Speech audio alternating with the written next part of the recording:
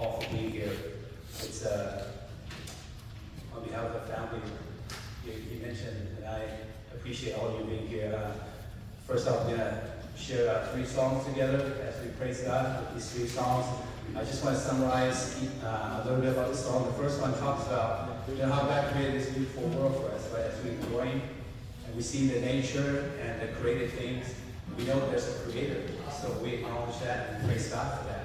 So, but the world that God created for us now is not forever. We know that eventually everything will be going away. So the only true place that God created for us is in heaven with Him. The second song mentioned about heaven. I know none of us have seen it, but we read it in the Bible. The Bible speaks the truth. It's a beautiful place. So we know that God has prepared a place for us. Anybody, like James said, that would accept Christ, the way, the truth, and life, will be in heaven with God, which is such a beautiful place for us. And the third song, actually speaks about that.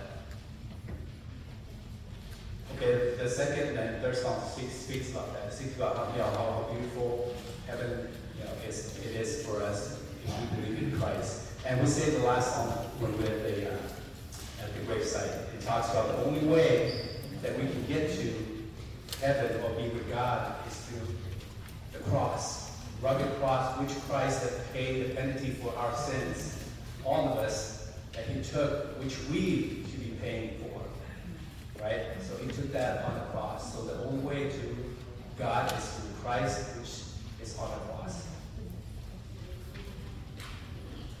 All the songs are on the handout. They're all in yen. Wait, so this is why I got me on one. The video was said, "嚟自我哋中，就會作真活習嘅招數哦，凡記招斜帶所謂係個古文嘅搭巴哈，哦，他會被 camping 嘅會創真聽到，頭先會純標啊，就會使乜借嘅會越難มันมาต่อเที่ยวเสร็จจากคุณตัวกินตองกวนสเกจกินตองสเกจเจ้าที่โดยไอ้นี่เนาะแต่กูมีเท้าเนี่ยผมหวั่นว่ากูตกกิโซนะกูเสียก็กิโซเจียนเนี่ยกูกินสวยแต่กินตองกูเสียเท้ากูเจ้ากูเจ้าสุดกูกูสั่งกูทำแต่เงินกูอยากอยู่แล้วเลยสิ่งนั้นกูเต็มที่บ้านเรานะสั่งนะitu kan kalau sedikit kalau dulu ya kalau kita yang kalau puncak liburan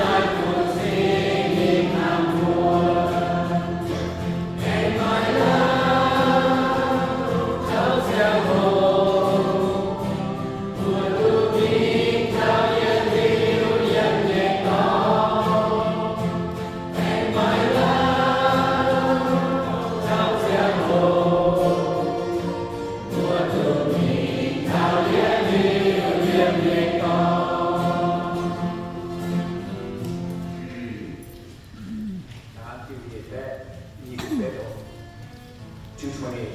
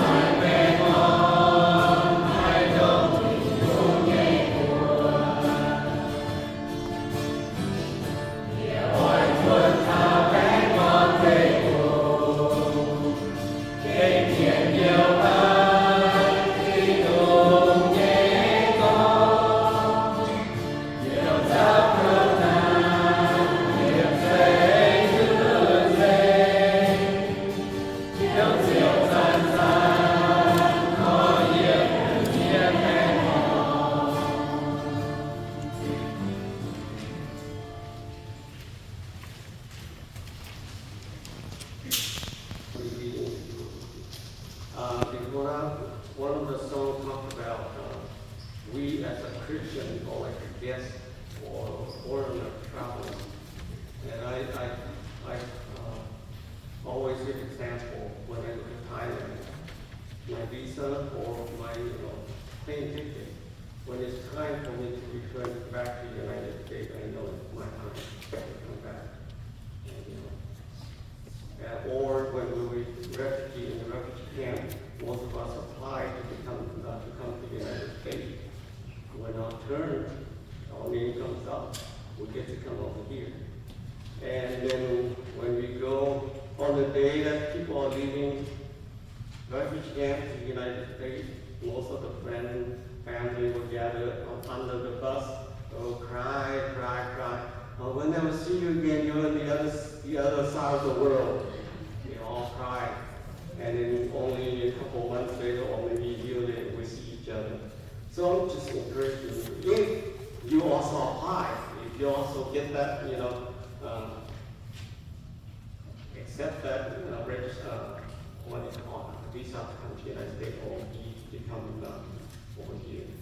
People fight to come over here, but when we were refugees, we get the right to apply. But Jesus invited us to come, follow me. At no cost. You don't have to go to the line, fill out a whole bunch of applications. fight to get over here, jump the wall. Jesus said, come. So I want to, all, everybody, if you want to be with God, He invites us. Okay. Let me read this.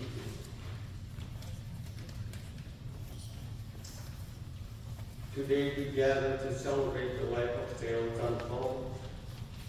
San Po was born on December 3rd, 1944, to his parents Seo Chilin and Phan Soy in Nam Nga village, Lao. On February 21st, 2024, he went to his everlasting resting place with his Lord. He has 8 siblings, 1 Lin and a Lin, 2 Lin, 9 Lin, 9 Lin, 3 Lin, and 2 Lin. He is survived by 2 sisters, 3 Lin and 3 Lin. In 1968, he moved to Nam Pui, Laos, later to Sopron refugee camp in September 1975. That's when the communists took over. He and his family immigrated to Texas in December 1979. Then he moved to Washington in 1980 and finally settled in California in March 1983. San Po was a devoted husband, father, and grandfather. From his first marriage with Seo Ning Seo, he was blessed with 8 children: Mei Pho, Lei Pho, Phan Pho, Cao Pho, Jiep Pho, Cheng Pho, Yan Pho, and U Pho. Later, in his second marriage with Seo Phan Meng, he welcomed 4 stepchildren: Mei Phu, Cao Phu, Ei Phu, and Lai Phu. Altogether, San Po has 24 grandchildren from both marriages. San Po is renowned for his passion and skill in fishing, hunting, blacksmithing, weaving, seating stew, playing bamboo flute, and blowing on tree to make musical melody. Beyond providing for his own family, he also shared his resources with relatives and friends, profoundly impacted his community during his younger days. Though being a quiet person, his words held deep significance, resonating with sincerity and compassion in the heart of all who encountered him. As we bid farewell to Seo San Po, let us carry the memory of his love, strength, and resilience. Though he may no longer walk among us, his spirit will continue to live on in our heart of those, in the heart of those who are blessed to know him. From his children, we wish you rest peacefully, our dear Father. Your legacy of love and kindness will forever remain in our heart. Kỳ hoài của cấp tướng vì theo thành phố như chồng thành phố sắp sẽ chậm nhị thả sang quan để xin cho phép để thực tế của nhau.